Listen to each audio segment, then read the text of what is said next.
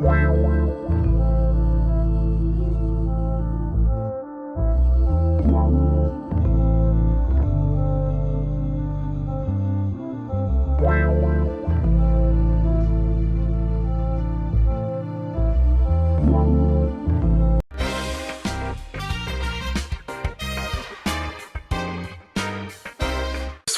video here is talking about Thomas Stanley and William Danko. They wrote this book right here that you see, The Millionaire Next Door. Now, we imagine athletes, entertainers, entrepreneurs. When we look at them, we ponder on why a person can be wealthy.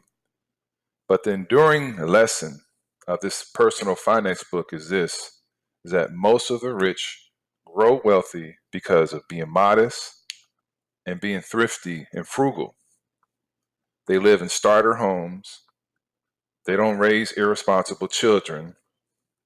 They don't buy luxury stuff, luxury automobiles. You see, Mr. Stanley was a marketing professor when Mr. Danko first encouraged him while a student in class, a scholar more interested in the affluent as a target than as the rest of us who try to take attack in front of our names. So with the book, Mr. Stanley became a mentor.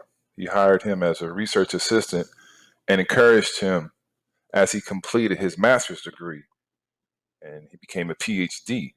The two got on well in part because of their similar blue-collar upbringings. Mr. Danko said, given that his father died when he was young, and that Mr. Stanley was the son of a subway car driver.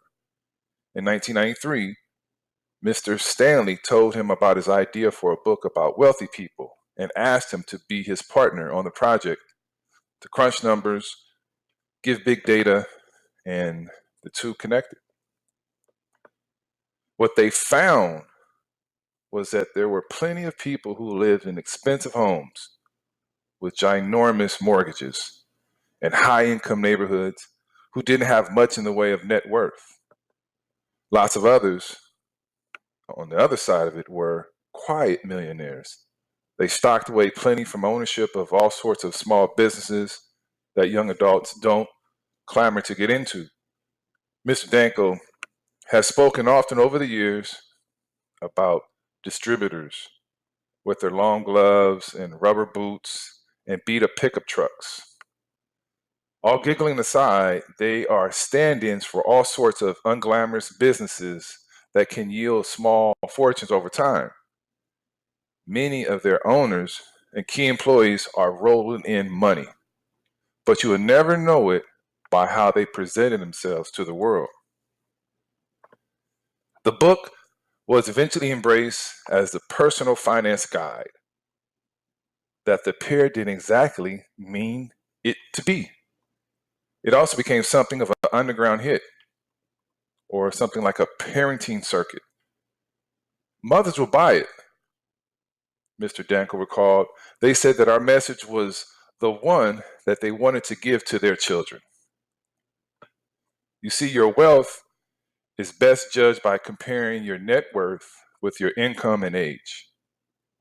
Your baseline net worth, excluding inheritance, should at least equal your annual income times your age, all divided by 10.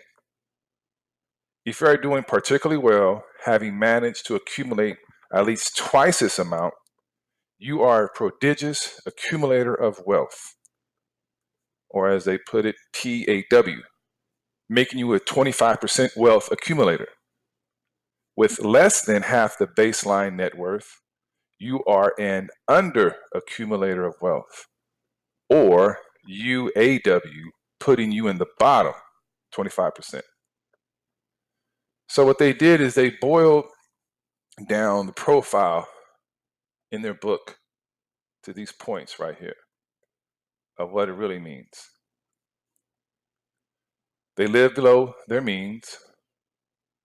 They allocate their time, energy, and money efficiently in ways conducive to building wealth. They believe that financial independence is more important than displaying high social status. Their parents do not provide money handouts. Their adult children are economically self-sufficient. They are proficient in targeting market opportunities, and they choose the right occupation. In their analysis, a lot of millionaires are frugal. They do spend some money, and they generally do it wisely. Being savvy enough to have money come and become wealthy, they naturally tend to spend their money in ways that maintain and increase their wealth, as well as the prospects for their children. This includes carefully procuring professional services from expert investment advisors, accountants, tax specialists, and lawyers. They also recognize that good education is a solid investment. So many are willing to pay pricey private school tuitions for their children and grandchildren, although some consider such an expense to be frivolous. Millionaires recognize that financial security has little value with your health, so they generally seek and pay for top quality medical and dental care as well. Frugality is the basis of all wealth building and is the main trait that distinguishes PAWs from others. The average millionaire manages to invest a full 20% of their annual household income year after year, while non-millionaires spend everything or almost everything that comes in. Frugality turns out to be a family trait. If your parents were frugal, you're likely to be frugal also. And the spouses of most millionaires are often even more frugal than they are. Clearly, it is difficult to become wealthy if your spouse spends all your money. A bucket with a large hole in the bottom is difficult to fill. Most millionaires did not attend private schools. They received limited financial assistance as working adults, even if their parents were affluent and received little or no inheritance. Now, here are some points to think about too. Don't give monetary gifts to your adult children. Gifts will make them financially dependent on you and will encourage them to be consumers. Instead, teach them your habits of frugality and discipline. Don't reveal your wealth to your children, at least not fully until they are financially established adults. Otherwise, they may start spending more money than they should in anticipation of receiving a large inheritance, and discussions about inheritance can undermine family relationships. Teach your children what matters is achievement, not material symbols of success. Money can be a measure of achievement, but it certainly isn't the only one. So that wraps up the gist of that book, The Secrets of the Millionaire Next Door.